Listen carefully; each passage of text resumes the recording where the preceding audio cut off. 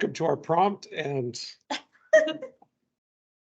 it's ironic that the IT training has most issues. So today, Maddie and I want to cover security training and a couple other items, but it's mostly phishing emails that we're going to talk about.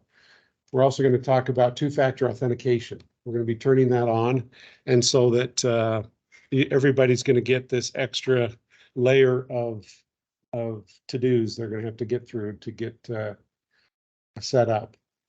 Some of you have already done it, which is great, but to the rest of you, everybody will have to do it. So we'll show you what that's all about. And then we'll also be there to help you after the fact. So if you have any issue at all, you call us and we'll help get through that. But to start off, in 2021, 85% of cyber attack cases involved an employee error. And when I showed that to our team, they said, well, you don't want to show that because it just makes everybody feel like it's their fault. I'm like, well,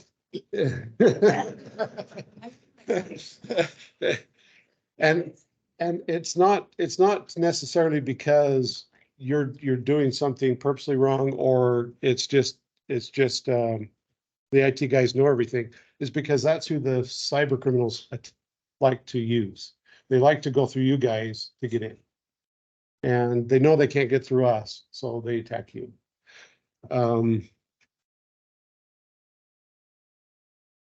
Employees can so easily click on the wrong thing, especially since most of the time cyber attackers are good at knowing how to disguise their intention.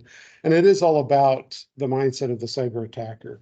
A lot of them are IT guys that go rogue and say, okay, how can I steal people's information? And they think of the best way to get in to get your information. And so if you think of someone like me, what would I do to get to your information without being here?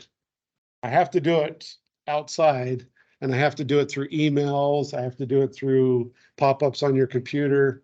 I can't do it, just by hacking your machine. We make sure nobody can hack your machine, but that's the way the criminal, so I'm a cyber criminal, but that's the way the cyber criminal mind works, is like an IT guy. It is on each of us to ensure we have the knowledge needed to make the right decisions and that we know where we're going to go if we have any questions or concern. And so we need everybody's help to be invested in the organizational security. They just need to find one of us and get through and get their program installed on your computer, get whatever they in so they can come on to the inside. To cause havoc. You guys have seen a little bit of that havoc. Somebody's email got breached. I don't know how long ago, but good one. But yeah, no, I'm not talking about the phishing emails. In fact, I'll use one of Cherie's emails as an example because she's really good at informing us. But I'm talking about somebody's password was guessed and they got into your emails. And so what they do then is that they capture all that and then they look through and they say, okay, so looking through this, I can tell that Michaela's the president. I can tell that Glenn is over marketing. I could tell, and they go through and they learn the organization. And then they start sending spoof emails. Hey, Michaela says I need this money right now.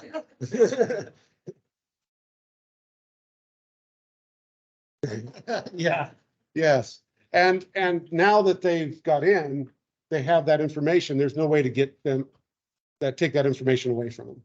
So they're always going to have your email addresses, and they're always going to know that part of the organization, those people, that set of cyber criminals. And so we just want to try to prevent as much of that as possible. So this is what we're going to do. We're going to talk most about phishing. And in IT, it's true. So what can you do to protect yourself? For starters, remember your ABCs. Ask questions. Why am I being sent this email?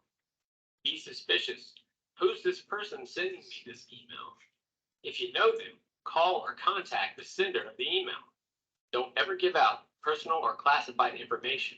Cyber criminals are smart. They'll use any information you give them to attack. Every link or attachment could compromise you. If you're checking your email on your mobile device or you're unsure about the email, just don't click the link. Pay attention to URLs and the spelling of email addresses. This can let you know if the email is real or a scam.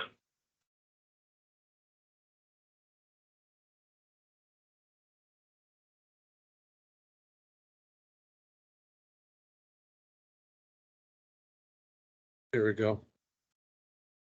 So that's what phishing is. It's a hacker sending out an email to you to try to get information.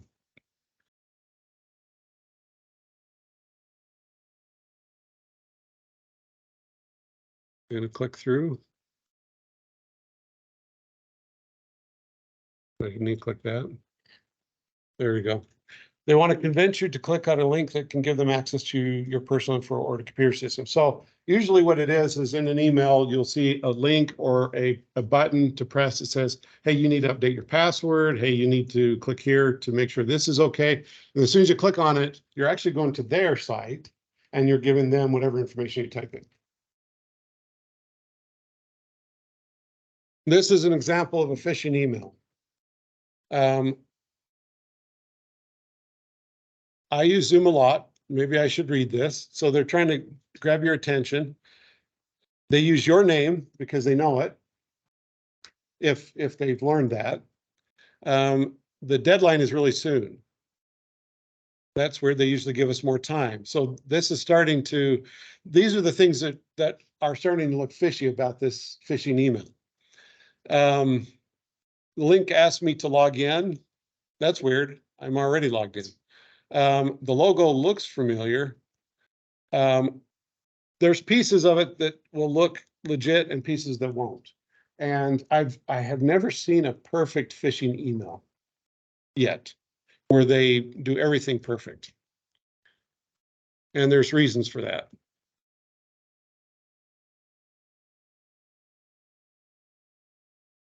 The email may impersonate a trusted source to get you to take action, like click a link or reply with confidential information.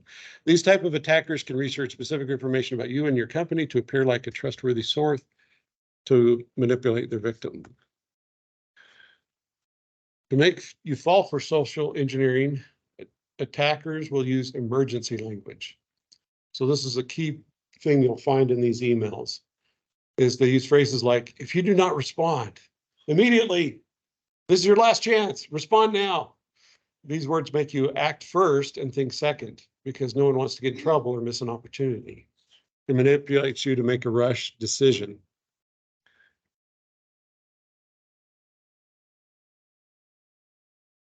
Yeah, have you seen Office these? 365 is the worst. Yeah. I get multiples a day. And it's because And there's if like they a can- screenshot. That's how I know they're not real. Is it's like a screenshotted picture. It's not even like real things. right. It's weird. Yep. And the reason why because if they can get your Microsoft 365 account, what do they have access to? And so that is the biggest attack that we see is Microsoft 365. So first off at the top, don't trust the display name, because the display name is just what they put in. Look at the actual email address where it came from. If you're wonder at all, just check the email address. And you could do that by clicking on the name. So you just click on the name and it tells you what the full email address is. And if you look at this one, that's the full email address, mx-59545445 @ That's not Microsoft. That's somebody created that email address. That's the one thing that they have a hard time spoofing. It can be done, but it's expensive and they can only do it for a very short time. So most hackers don't do that. Don't do spoofing.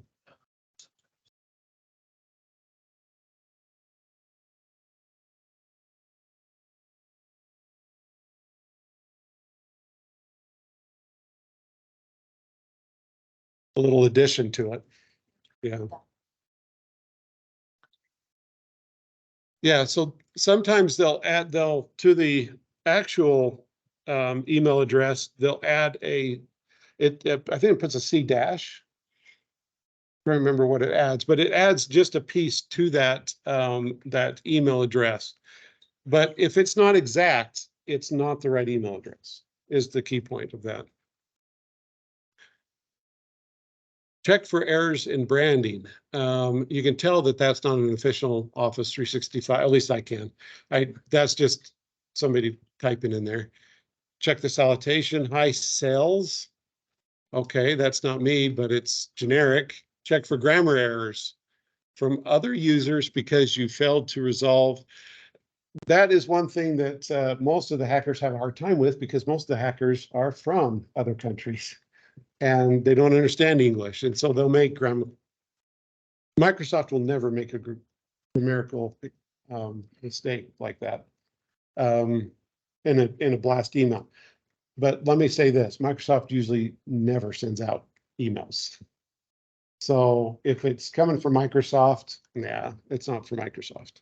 It's kind of like when you get a call from Microsoft. You'll never, ever, ever, I can say that with confidence, because Microsoft is not that kind or that aggressive. They will never call you. So if you get a call and it's a Microsoft representative, it's Mr. Hacker. Guarantee it. I love those calls. I keep them on the phone for a while. I get them very frustrated. And then I ask them how they feel about their relationship with God and their mother. So it's kind of fun to play with them. But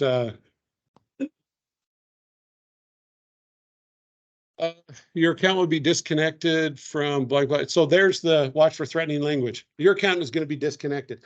That's the one that's been catching a lot of the people that we manage. Is they're like, well, but it said if I didn't do this today that I couldn't get back into my account. I'm like, we can always get into your account. don't fall for that. That resolve issue now. There's another one. Regards the Microsoft security team. They even spelled Microsoft wrong. So some examples. Let's go to another one. All right, so it's from Security Bank. That's, I guess they're being generic here for the purpose of the thing. But an illegitimate or unfamiliar address, no bank is going to use @gmail.com. They're going to have their own banking email address. Hey, Scott, we have a question online. Yes. So in our children's department, sometimes the children, when they come to the center, will bring their computers. Yes. And so the question was, is somehow can a hacker get into our information from that computer person's brought online? Not as long as they're on the guest. The guest network, Mhm. because as long as they're not on our domain, they can't get in. Yes, that Chrome dash, the main Wi-Fi. If you Right. let them in on that, then Potential. that's a big no-no. In fact, we're going to cover that. Okay. So yeah, that's a big So no-no. guest network. Guest only. network only, even your cell phones. I do not want to ever know that a cell phone was on the Office network, because we can't protect cell phones. And that's a major way that the hackers are getting around us. And so no cell phones, no visitors, anything that does not have data, our stuff on it, should not be on the network, because we can't protect it.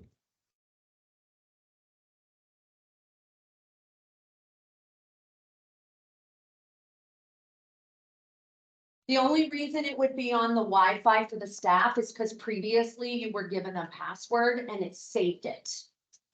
So yes, what he's saying is if you're on the staff network, you would need to disconnect it and go to the guest network. And we were waiting. If guest network never works. My phone will not work on the guest network. I got Verizon and I was using Verizon for a while, but it won't work on Verizon either. Okay. And I got the phone, our office phone is through my phone. Because that was one thing we were waiting for this training to do, is we were going to kick every phone we saw off of the network. And so it's good to know we got to troubleshoot that first before we do that. Because they use the VoIP app So they have to be on some sort of network Yes. in order to get the VoIP back. Yeah, no, and there's no question. And there's no reason why you shouldn't have just as strong access to Right. guests as the Yeah. regular. So I got to figure out why that is.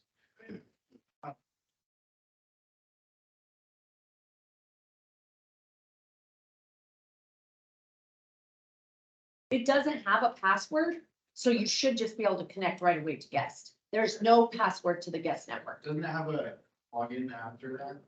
Shouldn't. It's been a while, so. Yeah. Well, click you, it gives you the page, you just can connect if you're on.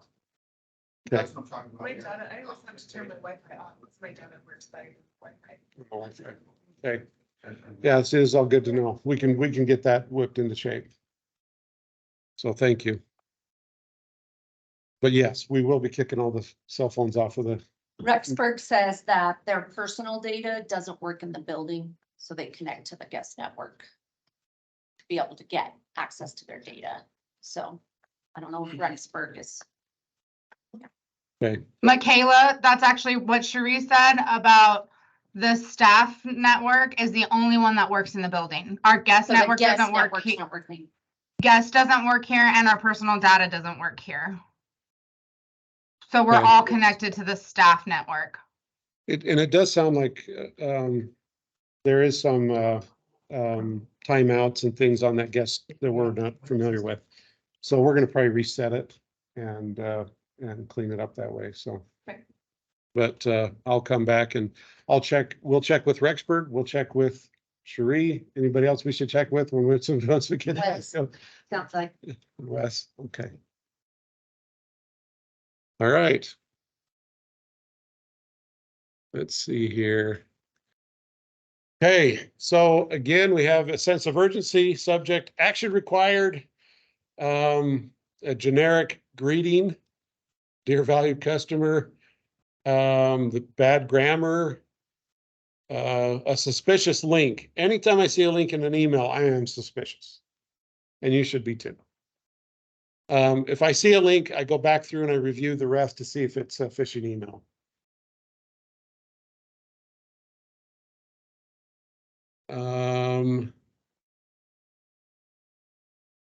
That's one of my favorite things is to see, you see this attachment underneath, it says privacy.pdf.exe.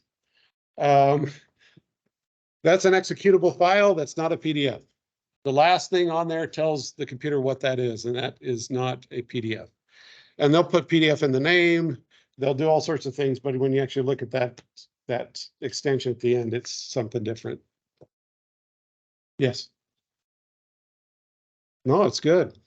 But particularly with links, a lot of times we can just cover over the domain or at least the URL. Let's break down at the bottom. That's useful if it is ever an actual to tell where it's going to. Yeah, in fact, you can see that example there. I'm glad, because I brushed right past that. You can see how right here underneath the this, you put your mouse on there, it tells you where it's actually taking you. A lot of times they use short URLs too, so you gotta. Salmon also has issues with guest. Well, it's Our not. guest network sucks. Yeah, Scott. apparently. You don't like guests, apparently. Yeah, we'll get that going. I've never heard any of our outside facility use people though have issues and they're all on it, so. Yeah, and maybe it's that when we get it, too many people are on it. That be a thing. No, Okay, great. no, it's the back end. Don't interact with emails that look suspicious. So if you see any of these emails, any of these things, just forward them to us. So at, support@binaryengine.com. And a lot of you have already started doing that. We really appreciate it. And it lets us know what kind of attacks you guys are seeing. Lets us know if there's a pattern. So just keep forwarding those to us and we'll validate. And if you have a question, send it to us. We'll validate it or tell you it's phishing. So I guess that's the question that I have, Scott, is that when they get one, are you asking them to forward it to you? And so there's not a fear that once forward, it's doing anything? Correct. And then after they forward it, is it best to block it or delete it? Or does it matter? I would probably, what's that? I usually report it as phishing or junk. Correct. Okay. But forwarding it doesn't hurt anything. No, Okay. no, So unless, Fear is. unless one of my texts is being an idiot, I guess I can say it directly. Yeah, that would be bad, but, yeah, we're pretty well trained. We're gonna know. Okay. All of our techs are gonna know if that's a Okay. phishing email or not.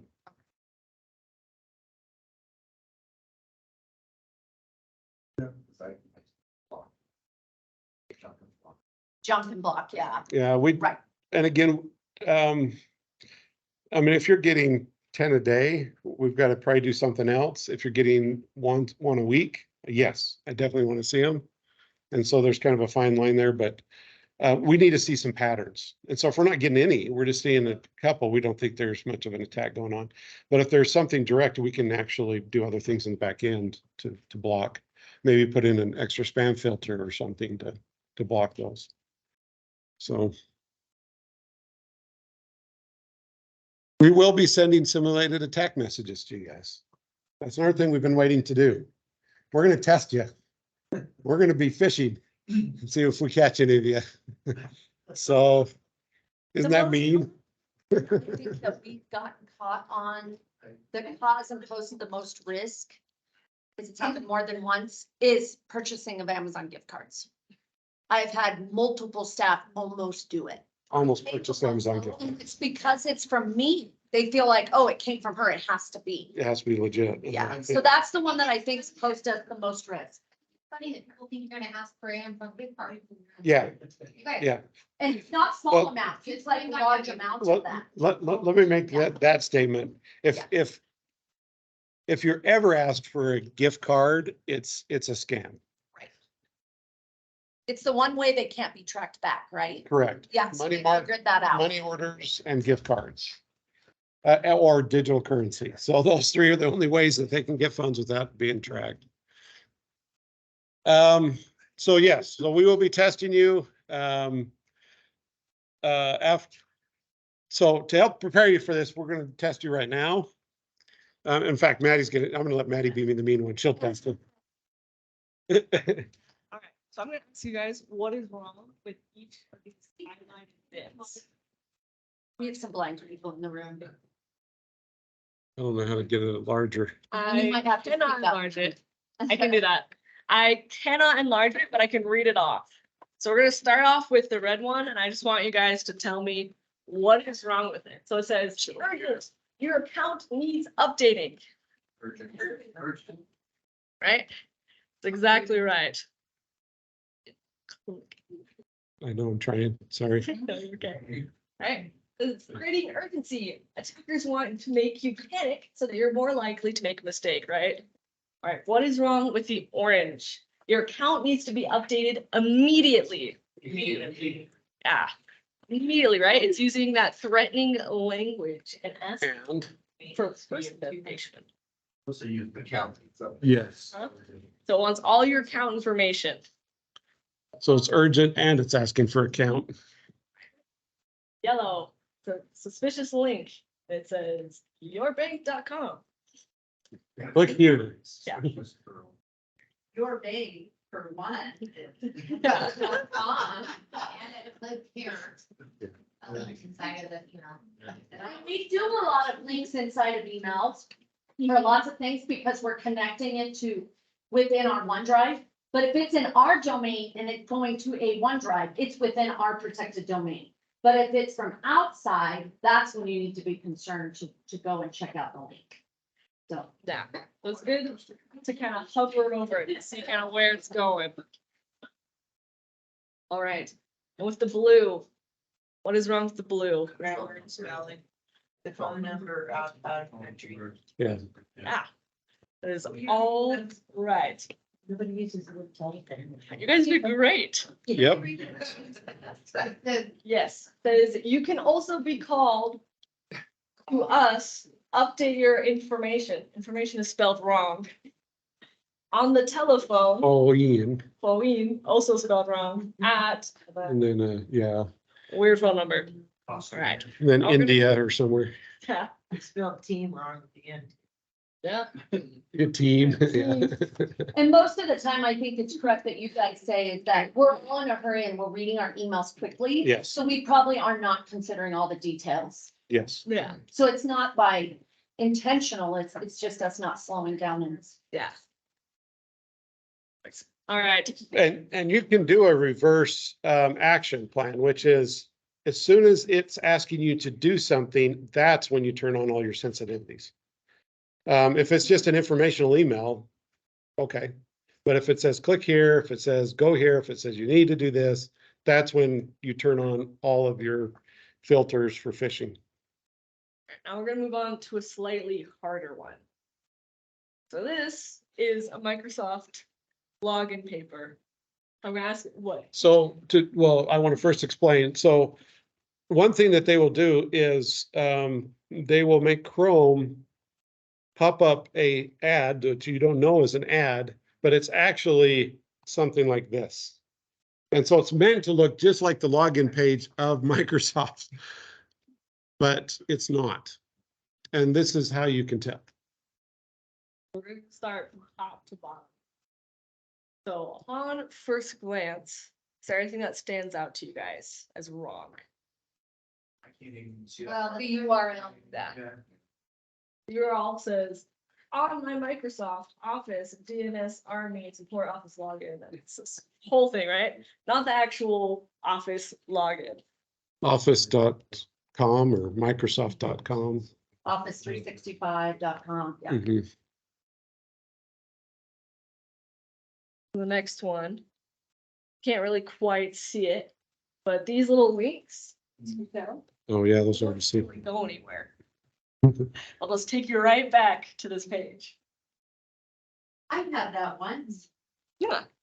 and I called Scott. Good job. suspicious. That's the right thing to do. Yeah, yeah. That's exactly where they want you. Well, and I don't think we added this to this training material, but that's another Chrome attack where it will take over your computer and say action immediately, and they start screaming at you, and they say don't turn off your computer, blah, blah, blah, blah. All I have to do is shut Chrome off. I just in-task Chrome, and then you're out. It's just that they've stuck you on a web page that's holding on to you. And it's all fake. There is no immediate action required. Do not call Microsoft. Do not pass go. Don't do anything. It's just needs to be shut off. And so if you call us, we'll just quickly turn off your Chrome and get you out of it.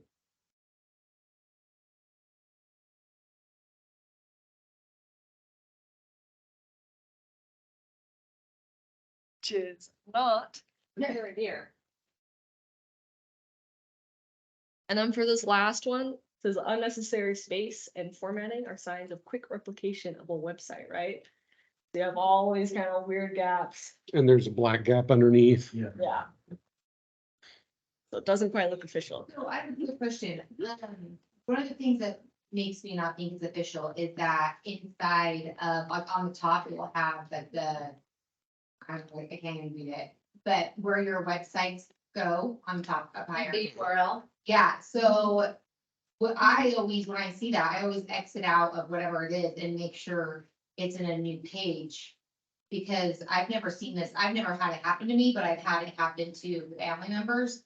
And so like with it having two different almost open like web browsers, it looks like I will always just exit out and reopen my Google. Yes. Mhm.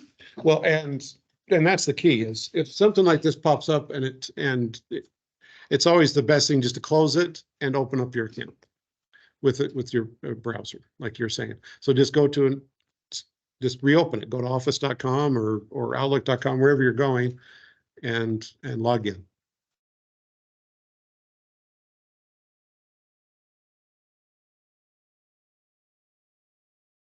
Okay, another form is called pretexting. Pretexting is a tactic that builds a compelling context or pretext around a social engineering scenario. That's very convoluted, but for example, an email from your boss is a common pretext scenario. It is how they manipulate people into making mistakes and giving up valuable information.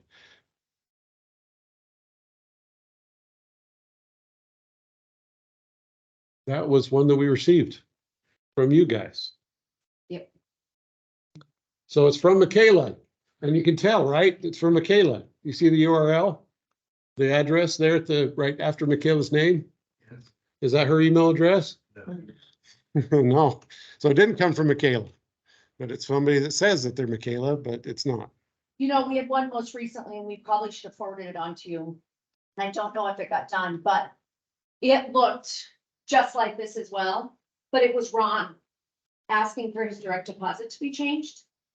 Ron hasn't worked here since July, Yeah. so he wouldn't even have access to his email. Yeah. But it looked exactly like that. Yeah. I mean, it could have been so legit, but anybody that would know Ron's not been employed can easily catch that, but it was, yeah, as real as it could be. Yeah, and it looks, I mean, everything about this email is pretty much legit. They pretty much copied Yeah. everything. It's just, well, wow, that's not from Michaela.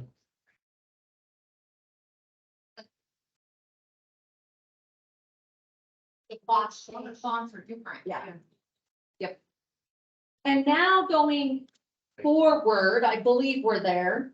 If you get any that have this bottom section that looks like that with our old logo, it's not good because all that's changed or being changed. So you will no longer see in the signature line the old logo. Yeah. So any email you get with the old logo is be very suspicious. Okay, go ahead, Mandy, and tell us what's wrong. That's what- So subject is wrong, right? In what way? It's just very generic. What about that next section that it highlighted? What's wrong with that? Says you don't often get an email from the email account. I know better than that. Microsoft has built-in protection too, and this is one of theirs. They will tell you, this is from Microsoft. They'll say, you don't get mail often from email at Acting Cloud. And so it recognizes it's not Michaela, but it doesn't really know that. It just knows it's not something you normally get. So it just pops up a little warning for you. So that is actually from Microsoft in the email.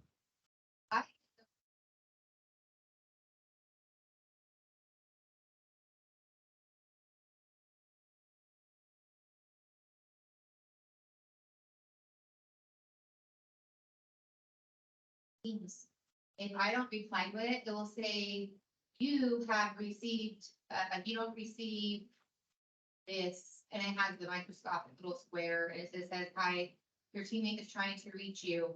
Microsoft, you don't receive it. Is that normal? Okay. Yes. I'm listening, okay.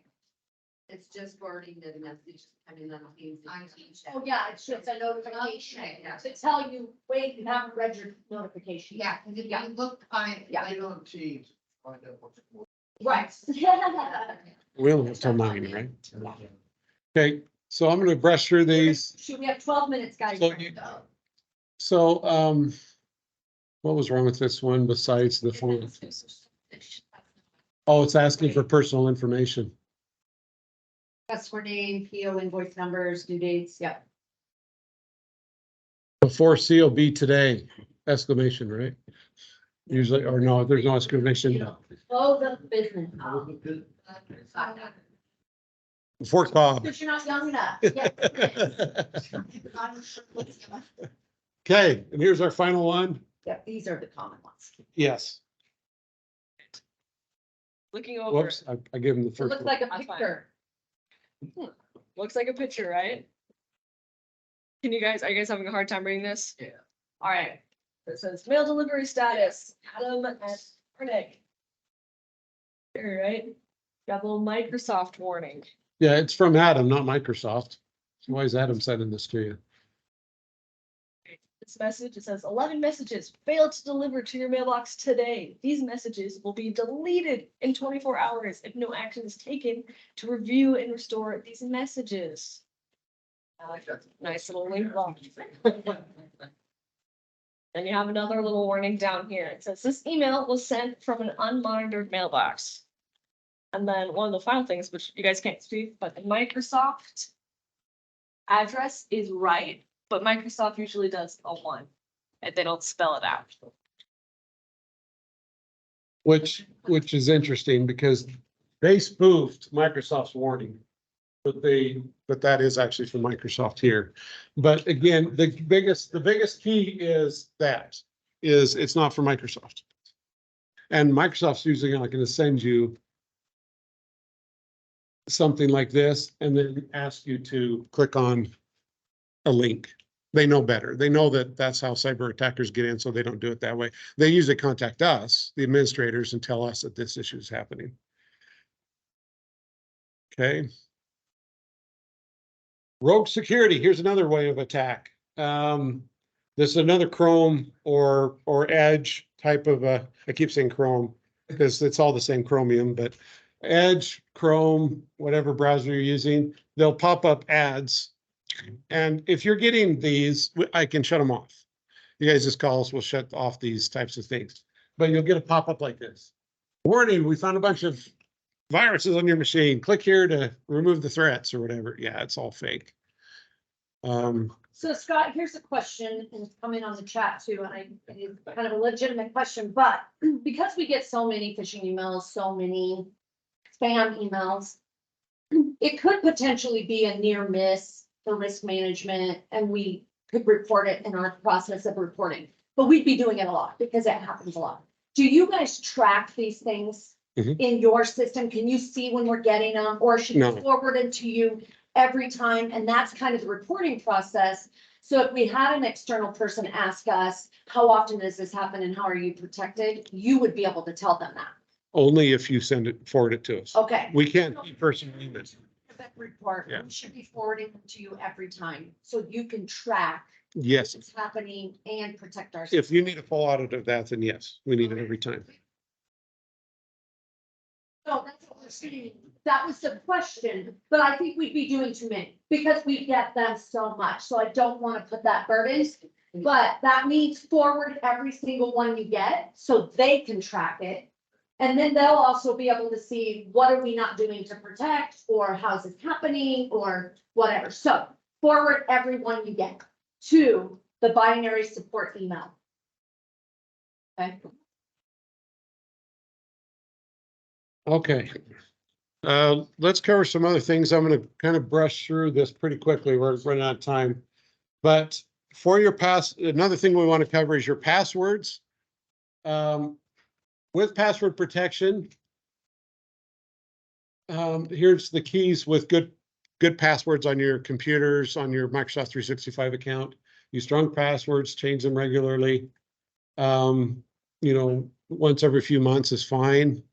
Once a year is a little rough. Tell us we have to, like, are we gonna get an indicator that says you have to change the password? We like to turn that on, and it is more HIPAA compliant if we turn it off every 3 months. Ron turned it off is because he felt like we were at more risk because people would write their passwords down on paper and keep it next to their devices. So he felt there was more of a risk if people were changing it frequently. Which it depends. Are you more of risk of a hacker coming into your buildings or for them guessing your password from the outside?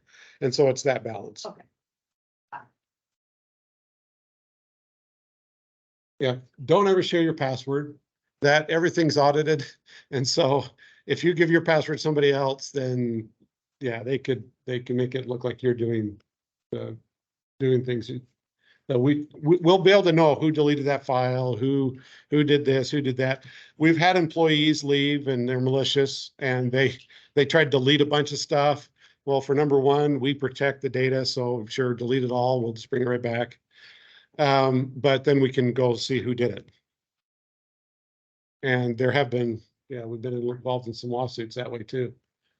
Create a memorable password that contains upper and lowercase characters, numbers, and special characters. That's kind of forces you to do that with our system here. So, and use a password manager application.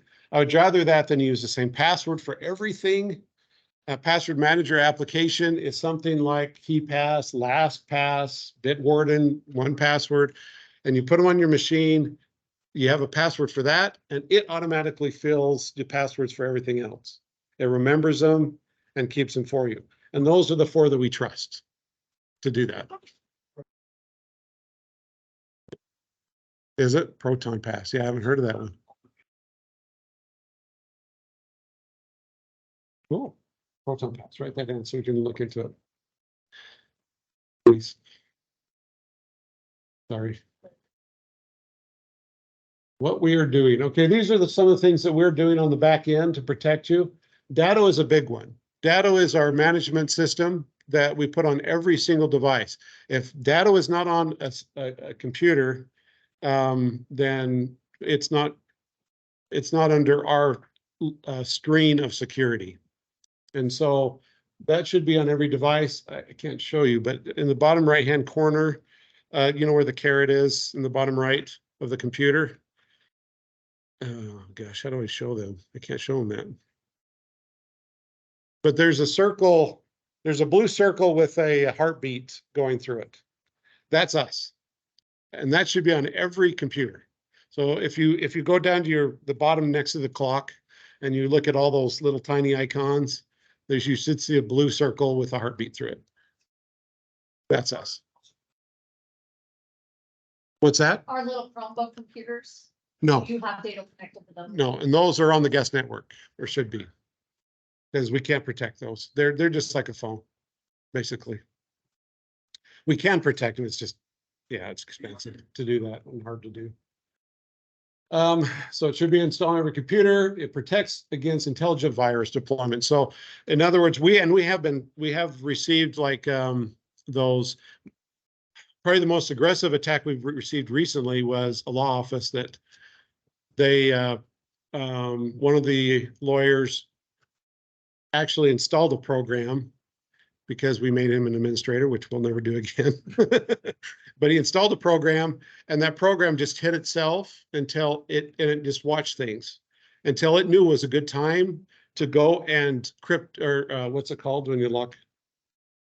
Yeah, it was ransomware. When it goes through and locks all the files with a encryption. And so it waited until it was the holidays, and then it did that. And at first did it to the backup, then it did it to the servers, then it did it to the individual workstations. And Datto stopped it. Datto's like, this is weird traffic going everywhere. Why is this deleting and re-encrypting here and here? And so it stopped it.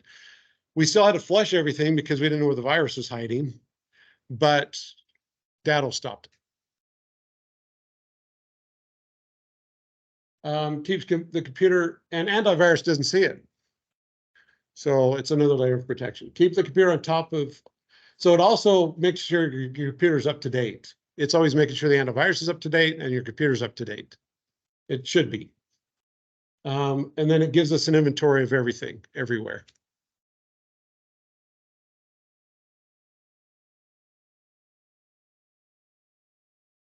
Yes, that little box that comes in, it's a binary engine, says, yeah, that's Windows is getting angry because you haven't restarted your computer recently, or there's been something major that's changed and it needs you to restart. So take those, eventually it'll just shut your computer off for you right in the middle of what you're doing.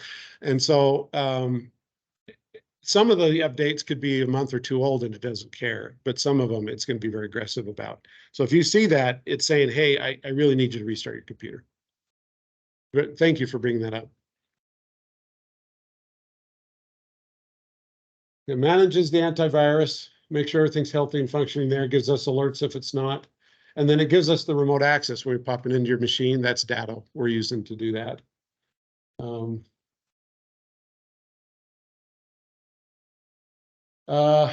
Wi-Fi access. We already talked about this. Use Wi-Fi, use the office Wi-Fi for the work PCs, use guest Wi-Fi for phones and PCs that don't have Datto like the Chromebooks. And that'll be the rule. And again, we'll get the guest Wi-Fi up and running for you guys. And then we also do block, if you've noticed, we block the installation of any new software. You can't install anything on your computer. We do it on purpose. So that, because we'll filter through everything that comes in.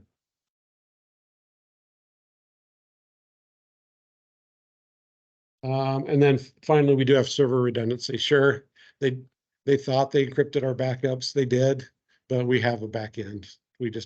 We have snapshots that they can't see, and then we just pull all the server data right back in. the server data.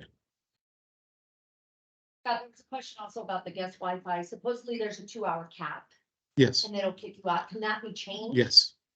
That's why I want to delete whatever Ron created and just recreate it. Okay. So that's what I'll do. Okay. So data safety. So talking about the server is like a bank vault. Sure, there is possible to break in, not very likely. And it's not going to be any small hacker that does it. Your data is going to be, in fact, we have a new server that we're delivering and setting up that's even better. And it's going to make sure that anything that's saved on the server is redundant and secure. And then anything on Microsoft 365 is similar, not quite as strong, but it's still protected. So if you are sitting in front of your computer and you have documents sitting on your desktop and it is not a shortcut, get it off there and get it saved to a file. Do not leave it on your desktop. Yeah, Well, I've got a bunch of my desktop, but there's just things I gotta delete. And that could be, which is fine. Yeah. It's just know that we view desktops like wallets. So if you came to us and say, I lost my wallet, we'd be like, yeah, you probably did.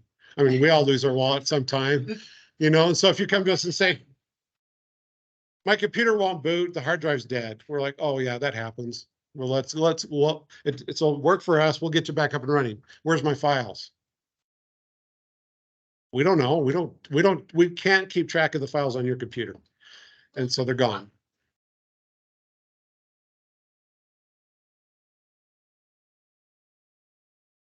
Yeah, no, you will still maintain work groups. You can use work groups. The thing about work groups is they can't be something that you're working on with someone else. That is not a working file. That's a permanent save file. So Cherie, for example, with you, with Source America, you put your contracts in a Source America file in the work groups. That's something you need to have access to and nobody else really, right? That is not a working file that you're gonna share with someone so someone can go into that document and work on it. It's not like that. So a work group is a more permanent historical thing, but it is not something that's live.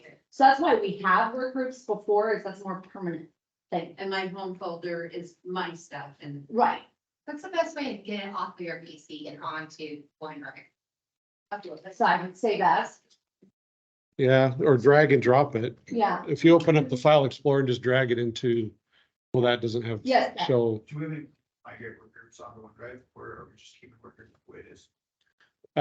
I don't want to because it's actually on the server, not on OneDrive.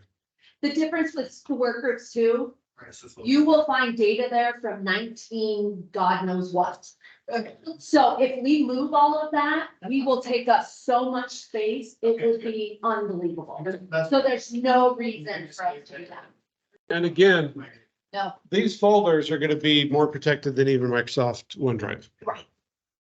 because of how we take care of that data. I mean, we do the same thing for you that we're doing for our very high-end financial clients like Bell Ventures or Melaleuca or the banks that we set up. We put in this type of a server system, so it's very protected. And so we like to see the data there because we know you won't lose it. And we're out of time here, so. You can keep going, Scott, if you need to. If people need to leave, I understand this is recorded. You can come back and watch it. But if you have important pieces, please continue. Okay. We want to make sure it's done. And then one other thing is try not to keep more than one. Don't copy a folder or a file and then use both. In fact, we had somebody that was doing that. Yeah, it was at the library, wasn't it? Yeah. And so some of our files are updated here and some of our files are updated there. We can't merge those two together. And so always try to make sure you have one working set of files, because that's another way to lose data. So just some brief things. So yeah, this last part is two-factor authentication. It's going to take me about 5 minutes to go through this. Okay. Two-factor authentication. This is basically, it's not good enough to have a password on your Microsoft account, because it can be guessed. They can keep trying to hack in. And as we've seen, it has happened. So the only other way to fix that is to have a second method. And so the second method, two different forms of identity. Yeah, so they'll be stopped if they don't have access to your phone. So we're going to use your phones as your second identity. So they're going to have your password and your phone to get into your account. And so will you. And you can use your personal phone. It doesn't matter what phone it is, just any cell phone. Yes. Because like, I'm assuming that Microsoft also support UBK, is that correct? Or They support what? UBK? I don't know. I've just always done the YubiKey. It's like a physical key. Oh. Yeah, and I don't know. We've never done it. And so that would be a question for Joseph. So yeah, I don't know.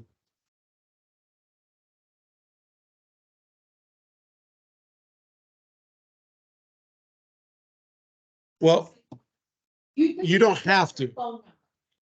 There's options. Yeah, so when it says, that's one of those little links in the things, it'll automatically want to go to the authenticator. There's a little words that say, choose another option. Yeah, and I'll show you. I'll show you that here real quick. Let's keep going here. It's much easier. When we turn on you'll get a security code to your phone's yeah. So Yeah. this is what will pop up when we turn on two-factor. So you'll go to log in and you'll log in and then this pops up. It'll say more information required and it's because of two-factor. So you click next, start by getting the app. Microsoft really wants you to use their Authenticator app. And what that means is you have to download that app to your phone and use that. There is this. I want to set up a different method. If you click that, then you can set it up so it texts your phone and sends you a code instead. Or you can set it up so it emails you. And it'll use your email as the second authentication. Yes.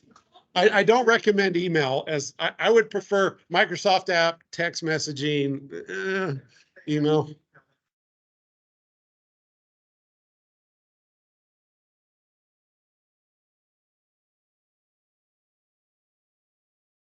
Yes. So I can just do the verification a different way. Yes, I want to set up a different method. And oh yeah, because the authentic. Well, and you can use a different app. You can use Google or even Apple's Authenticator. So you can use a different authenticator too. But Authenticator, I should say that Authenticator app is our preferred method. And because they try to force that. And the second is text message. And if you do text, sometimes they'll try to get you to still install the Authenticator. So but I like texting better myself too, so I understand. So you'll click next on that, and then this is to set up the Microsoft Authenticator. This is what you do. You click next. It brings up this scan the QR code. So now you have to install the app on your phone. So you go to your phone and go to your Play Store or your App Store. Should say Play Store, not Google Apps. That's a typo. Who did that? And then this is the app we're looking for, Microsoft Authenticator. If you type in Microsoft Authenticator, the first thing that comes up is an ad for a different one. So you need the one that looks like this. It says Microsoft Authenticator. I don't even know if that's a spoof or what that is, the one that comes up. Google Authenticator? Yes. Yes. Well, it's not the same one, but it works. Any authenticator will work. Basically, all it's doing is it's generating a key for you that's only your cell phone can see. And it changes every 30 seconds. And so you'll type that in and it'll be good. So once you get into the app on your phone, this is what it looks like. You click add account or the plus sign, and Microsoft app will say, is this for work or school or personal? Well, it's for work or school. And then finally you get to scan a QR code. Now you can click that and it may It may say, does this app have permission to use your camera? Well, yes, it needs to be able to use your camera. So you say yes. And then all you do is hold your phone up, the camera, so it can see that barcode. And then click next. One of the other things, just to throw in a mix, is because somebody commented and another issue that we've been having. And I think it's coming through email. They're asking for a phone number. They're then texting the person through their phone. And I think it's been that it's from me asking for their cell phone number. They give me the cell phone, they give the person the cell phone, and then they start texting their phone. That's been one that's come up lately, and the person's come to me and said, are you texting me right now? And I'll say no. And they're texting back and forth with this person who's asking them to do something. Oh, it's a spoof texting. Yes, so that's another one, and that's what just they said, is people have ghosted a phone number to call and they can't receive text calls this way or something, so that triggered me to think Yeah. about that, but, And this young man text quite a few times back. and Yeah. forth before- I've had two of them. Maddie did it the other day too. So, yeah. But I think what Rhonda's saying is, I'm not sure, Rhonda, what you're saying. Can you unmute and specify what you're saying? Because you're saying they can't receive text through with the two-step authentication? Well, after you set up the account, sometimes we have to back in, tell it to allow you to do texting. Okay. So I know that people have called me, like maybe from like, say, a family's phone number before, and it will be their phone number. It looks like their phone number coming on my phone, but they're not calling me. They're not the ones calling me. Cause they're Yeah, writing so out- it is, that's called cell phone or text spoofing. And that's out of our control. But it's something you should be aware of. Yeah, and again. Yeah. Well, and again, it's the same rules apply. Well, you can tell if you're talking to your mom or not. Because I know how my mom texts and talks. And so, but if somebody less personal is asking you for information, for gift cards, I mean, they always throw their hand down at some point where they're asking you for something. That's when you get suspicious. And that's when you say, hold on, I'll call you right back. Hang up, call them right back. Then you know. Not to get too technical too. I think you have an AI voice smooth that they can actually call you with somebody's number and you can sound like that person. Yeah. If they get a recording, it takes like a 3 or 4 second recording. Still sounds a little choppy, but Yeah. you're right. Well, so does cell phones sometimes. So, yeah. That doesn't do. Yeah. And we're always trying to keep That doesn't- ahead of what they're doing. But they're getting more and more aggressive.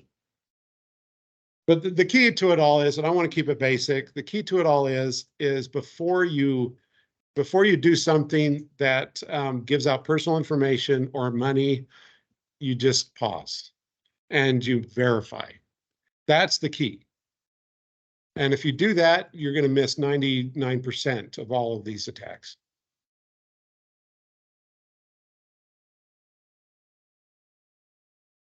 Right.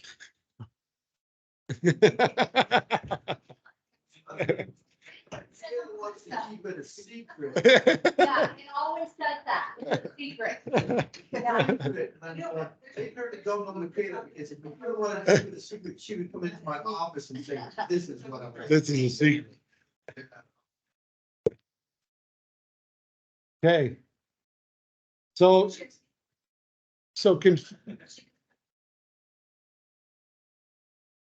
once you put in the barcode, you just need to finish clicking through the things that it asks.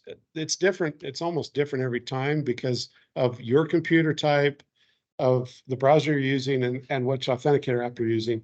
But you'll just continue through the notifications and clicking next through until it gets it set up.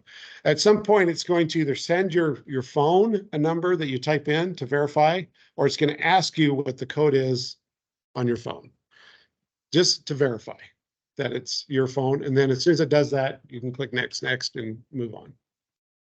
Again, any problem at all during the process, call us. We, about half our phone calls are probably this nowadays, aren't they? So we're more than willing to help with that. Yes, yes, we are. We're gonna turn it on. That's your warning. We're actually planning on turning it on. I was debating either Friday or Monday.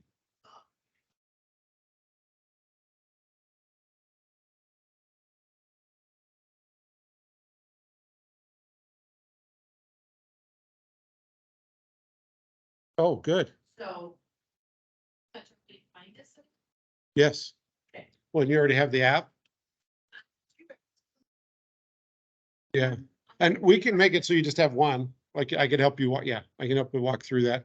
We'll reset your two-factor, push it onto the other one. Yeah, that way you're just using one app. And the authenticator apps are designed that way. Because everybody's moving, all banks, everybody's moving towards authentication. And so that's why we have these authenticator apps. And you can use one app for everybody.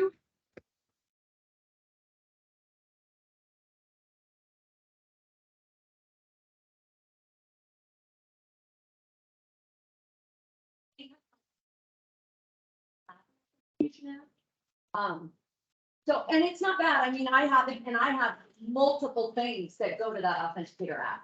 If you use Facebook, you can use the two-step authentication app. So if you signed out and sign back in, they'll give you a number. So it is something you can commonly use once you have it. So it's not like it couldn't be useful. Yeah, and I know You can use it for lots of reasons. you probably can't see the details of this, but I have a lot on Google and I have a lot on Microsoft's authenticator app. And so, and you can use either one for, or any of those that we mentioned. So.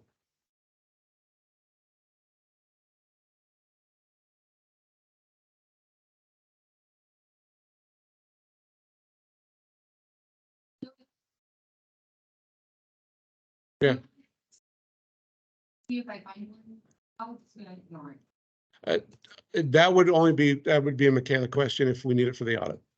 If you wanted to require that they do that, Michaela, Say one second. if when she gets those emails from rogue sources, Yes. she has to forward them to us because you need Support. to see the full audit. See the full audit. And Okay. I'm looking for- because of our governmental contracts, they would love to see that we're tracking that as well, because they're getting more and more. Security. You know, they're expecting that. And CARP also likes to see in our IT standards that we're tracking that. My one question was kind of twofold. You know, you have the option of reporting a phishing email or a junk email.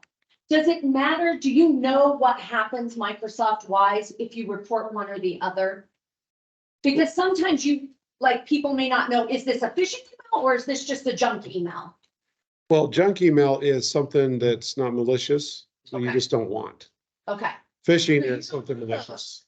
If I'm getting a lot of advertisements, I can just report those as Yeah. junk and block the number or do whatever. Yes, all the stuff But if you're it's getting from something that- Bookman's or whatever, yeah, we don't want to see But that. if it's something you want, Yes, send it to the support email, forward it on.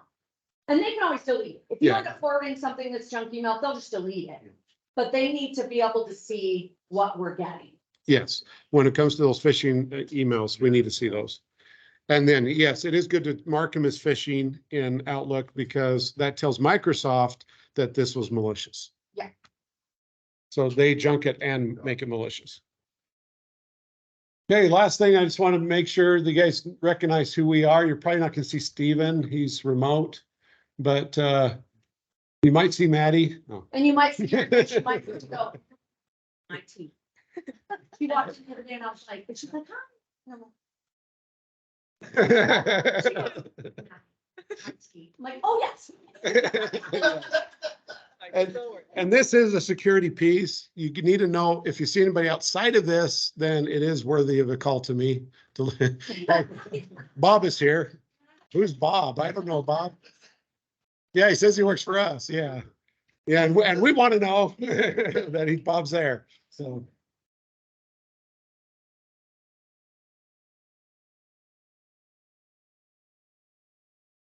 Maddie shows up. Yeah.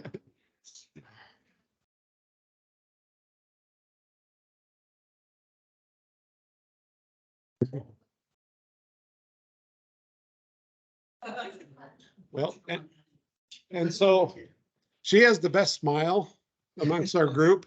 And so she is our on-site technician. And she is by far the easiest one to work with out of all of us. Joseph and I are pretty patient though, but Oh, they are. Yes, they are. Yesterday was a prime example. I was so frustrated.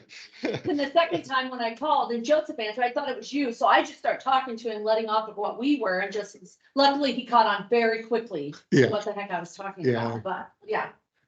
And we're kind of in a flux because we've lost some individuals and we're gaining with a lot of customers that want to come aboard. So we're hiring. We will hire somebody and we'll probably send you an email with their picture and let you know. They will be an on-site technician as well. But for now, you'll probably see Maddie and myself is who you'll see on site. So there was a question, Rexburg asked if somebody would come do additional training in Rexburg. Mhm. Who would be the person to do that? Maddie and me Okay, would probably be the ones to come. okay. I will CC you in an email with Amelia so she can kind of work out a schedule that might work for her team, because she does team meetings and I suspect it might be during something like that. Great. So she can call and, okay. And again, we can break this, what we've sharing, we could break it up into multiple days or times or whatever. Because yeah, we're going on. Yep. But It's good stuff. we're pretty much done, I think. Yeah, that's it. It was just to let you know who we are.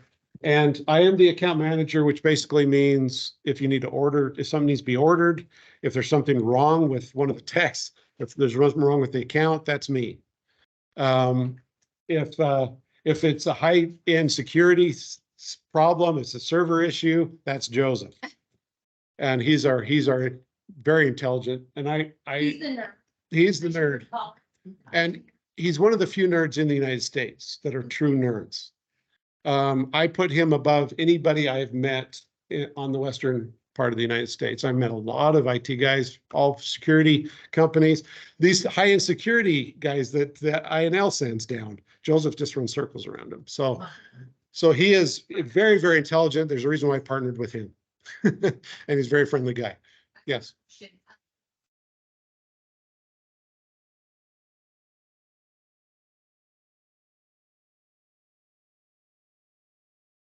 I don't. Yeah, and I know there's not a ticket currently, so we need you to let us know if it's not.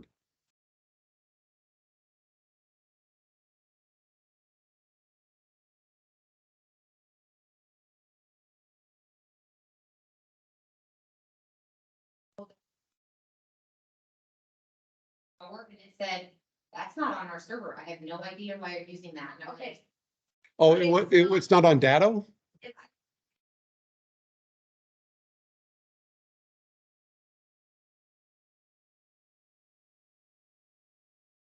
Because the one that they moved me to here wasn't on the server, something wasn't right and working.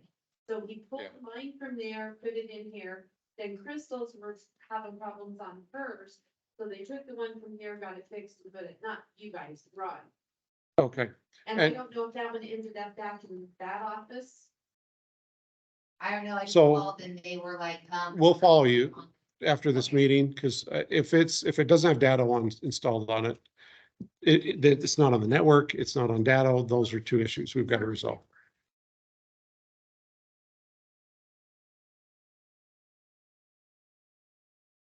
your computer. It probably doesn't have Datto. And that probably was Steven you were talking to. So, yes, we'll follow you. Because, and that's one reason why we don't like to see these kind of computers sitting in a corner somewhere. Because it may or may not be set up right. And somebody will grab it, put it on a desk and start using it. And we're like, no, stop. We need to be involved. We need to make sure it's set up right. Laptops. Here, we have one that's sitting on the desk that Oh, yeah, I'm used. has been sitting there for quite a while, not touched. So that might need to be checked too. Does your new person not need one? Well, it's not gonna, because her and Tammy are gonna be All fine. Okay, So we don't, that is really an extra Yes, computer. that is an extra. So you might just take it with you and clean it. Well, right? alls I need to know is the number, and then I can look up, see if it's on Datto. If it's on Datto, then we're good. Then I-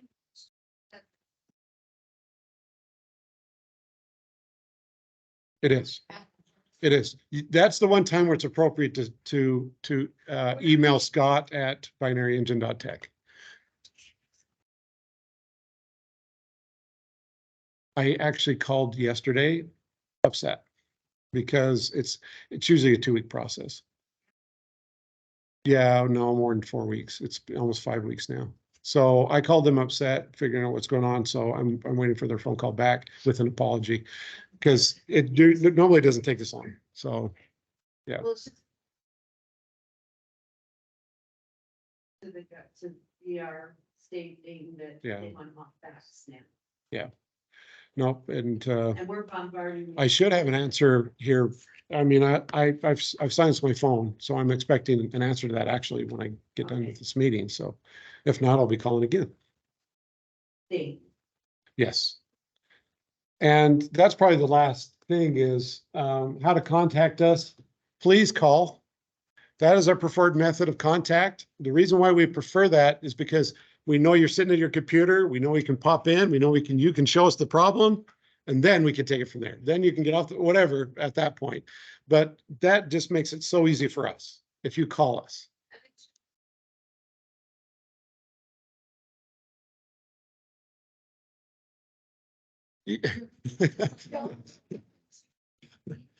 Well, and it's, if you tell us, you say, I'm going to leave, that's what, well, who do I contact when we're done, or how do we let you know? So just let us know. Don't just walk away and disappear. And leave a message. That message does get sent to all of our phones. And so if we missed your phone call because we're all busy, one of us is not going to be busy within a few minutes, and we'll call you right back. It is good. It is epic music. Yes. Joseph found that, by the way. Yeah, Joseph, he loves that music. It's on hold music about being on hold. Yes. So the other way to get a hold of us is you can text that number and we all receive that text. But to us, text is second priority to phone calls. If you leave your number in the text and it's a direct line, that's fine. If you just say call back and then we're trying to track you down, sometimes it's a little rough. And somebody's, front desk trying to find you. Yeah, that's a little rough. And then finally, our email is support@binaryengine.tech. But just so know, don't send us an email saying, we've got a major problem. We have no internet. Or something. We get these urgent emails. We make sure that every day, by the end of the day, we've checked all of those support emails. Those to us are the third thing we get to once we put out all the fires. So it's not a fire issue. Please don't email us fire. Warning. But if it's informational, Because of this. Lead it. yeah, yes. There is an IT Crowd episode, if you know what IT Crowd is, it's a British show that is about that, where he's sitting at his computer, his office is on fire. And so he emails the fire department and he's fire exclamation. And then he just sits back and waits. It's hilarious. But we get those. So it's funny to us. Some nerd etiquette. It's enough is never enough when it comes to describing the issue. We really appreciate you, again, on the phone, telling us what's going on, give us all the details. We love that. Get in contact with us as soon as possible for any type of security concern. Hey, there's a new face here. Bob is here. This is the email I received. Should I act on it? Anything that you feel is a security concern, please let us know ASAP. Don't let those wait. Do not contact any individual tech directly for support. People do learn our cell phone numbers, do learn our email addresses. That is the worst way to get a hold of us. My cell phone, I have it off right now. and it'll be off many times throughout the day. You're not going to get a hold of me. And I check my phone messages at the end of the day. So if you're calling that number, I'll check it. I'll say, oh, I better remember to make a ticket. If you're calling there, it makes a ticket for us, but I'll try to remember to make it. So it's very clunky for us. So we just ask. You guys are the best clients, by the way, with this.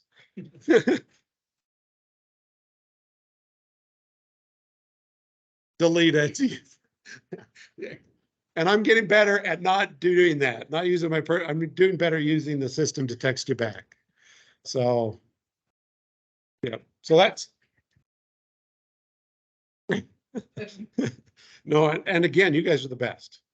DWI is the best at actually calling the number and doing it appropriately. And so we just need to do more training at the other clients. So any questions for me before I call it an hour and a half? Okay. Really appreciate it. You guys have been awesome to work with, and we love coming here. So.